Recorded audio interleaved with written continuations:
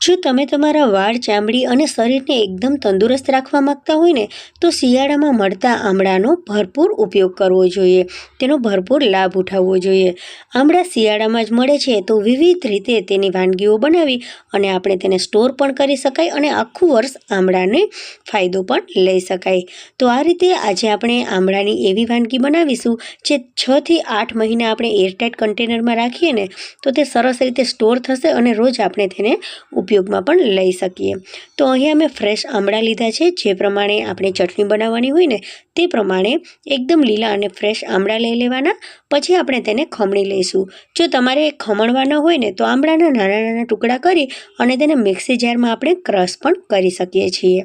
તો અહીંયા આમળાને ખમણી અને આપણે ચટણી બનાવીશું। તો અહીંયા મેં 7 થી 8 આમળાને ખમણી અને તેને આ રીતે ખમણ બનાવી લીધું છે। હવે ખમણ આપણે જેટલું પ્રમાણમાં ચટણી બનાવી હોય તે પ્રમાણે લેવાનું। આમળા વાળ અને ચામડીને એકદમ તંદુરસ્ત રાખે છે, વાળ ચમકીલા બનાવે છે અને ચામડીને એકદમ તંદુરસ્ત રાખે છે। હવે અહીં આપણે કઢાઈ લેશું। કઢાઈમાં થોડુંક ઘી લઈ લેશું। તેમાં આપણે અડધી ચમચી વરિયાળી નાખી દઈશું। વરિયાળી નાખવાથી આપણી ચટણીનો સ્વાદ એકદમ વધી જશે। હવે ઘી ગરમ થઈ જાય ને પછી આપણે તેમાં અડધી ચમચી જીરું પણ નાખી દઈશું। હવે 2 એલચીને આ રીતે ફોલી અને તે પણ નાખી દઈશું। 2 થી 3 એલચી તમે નાખી શકો આટલા આમળાના પ્રમાણમાં। હવે બધું જ ખમણ આપણે કઢાઈમાં નાખી દઈશું। ગેસની ફ્લેમને અહીંયા આપણે લો ટુ મીડિયમ રાખીશું। હવે આપણે આ બધી વસ્તુઓને સરસ રીતે મિક્સ કરવાની છે। મિક્સ કરતા રહીશું, સાથે સાથે આમળામાં રહેલું પાણી પણ નીકળતું જશે, છૂટું પડતું જશે। તો ધીમે ધીમે આપણે આ બધા મિક્સરને સરસ રીતે મિક્સ કરતું રહેવાનું છે, જેથી આમળા છે તે સરસ મજાના પોચા થઈ જાય, આપણું ખમણ પોચું થઈ જાય। 2 થી 3 મિનિટ માટે આ રીતે ચલાવતા રહીશું। પછી તેમાં આપણે ગોળ નાખીશું। તો અહીંયા મેં ગોળ લીધો છે અડધી વાટકી જેટલો। તો ગોળને આપણે સરસ રીતે આમળા સાથે મિક્સ કરવાનો છે। તમારો ગોળ જે પણ કલરનો હશે એ પ્રમાણે ચટણી બની અને તૈયાર થશે। તો અહીં અમે દેશી ગોળનો ઉપયોગ કર્યો છે, તો આપણી ચટણી પણ એ પ્રમાણે બ્રાઉન કલરની જ થશે।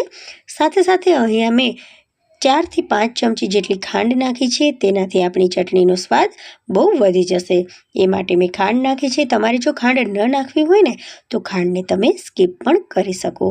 હવે ધીમે ધીમે ગોળ મેલ્ટ થશે અને તેમાંથી પાણી છૂટું પડશે। આ રીતે જ્યાં સુધી એકદમ ડ્રાય ન થાય ને ત્યાં સુધી આપણે ધીમા તાપે આમળાને આ રીતે ચલાવતા જ રહેવાનું છે। ધીમે ધીમે તેમાં રહેલું પાણી છે તે બળી જશે અને આપણી ચટણી બની અને તૈયાર થઈ જશે। તો આ રીતે આપણે તેને 7 થી 8 મિનિટ માટે આ રીતે ચલાવતા રહીશું ને તો પાણી બળી જશે। આમળા આપણી પાચન શક્તિને પણ ખૂબ જ સરસ બનાવે છે। આપણી પાચન શક્તિ જો સરસ હશે ને તો આપણે કોઈ પણ ખોરાકને સરસ રીતે પચાવી શકીશું અને આપણું શરીર પણ સરસ મજાનું તંદુરસ્ત રહેશે। હવે આપણે તેમાં થોડાક મસાલા નાખી દઈશું, જેથી આપણી ચટણી એકદમ સ્વાદિષ્ટ બને અને આમળાની જે તુરાશ છે તે પણ થોડીક ઓછી થઈ જાય। તો આ માટે આપણે અડધી ચમચી તેમાં સિંધાલું મીઠું નાખીશું। સાથે સાથે અડધી ચમચી તેમાં આપણે બ્લેક સોલ્ટ એટલે કે સંચળ નાખી દઈશું। અડધી ચમચી કાશ્મીરી લાલ મરચું પાવડર નાખીશું। અડધી ચમચી તેમાં આમચૂર પાવડર નાખીશું। અડધી ચમચી તેમાં ધાણા જીરાનો પાવડર નાખી દઈશું। હવે આ બધી વસ્તુઓને આપણે સરસ રીતે મિક્સ કરી લઈશું, જેથી જે મસાલા નાખ્યા છે ને તેનો સ્વાદ આમળામાં સરસ રીતે બેસી જાય। હવે આ રીતે ચલાવતા રહેવાથી બધા મસાલાનો સ્વાદ છે તે આમળાની સાથે સરસ રીતે મિક્સ થઈ જશે અને આપણી ચટણી છે તે એકદમ સ્વાદિષ્ટ બની અને તૈયાર થશે। હવે આપણે તેમાં 1 ચમચી જેટલો સૂંઠનો પાવડર નાખીશું। સૂંઠનો પાવડર નાખવાથી આપણી જે ચટણી છે તે સ્વાદિષ્ટ તો બનશે જ, સાથે સાથે આપણી પાચન ક્રિયામાં પણ તે ખૂબ જ ઉપયોગી થશે। તો હવે તેને ફરીથી સરસ રીતે મિક્સ કરી દઈશું। બધું જ પાણી બળી અને તૈયાર થઈ ગયું છે।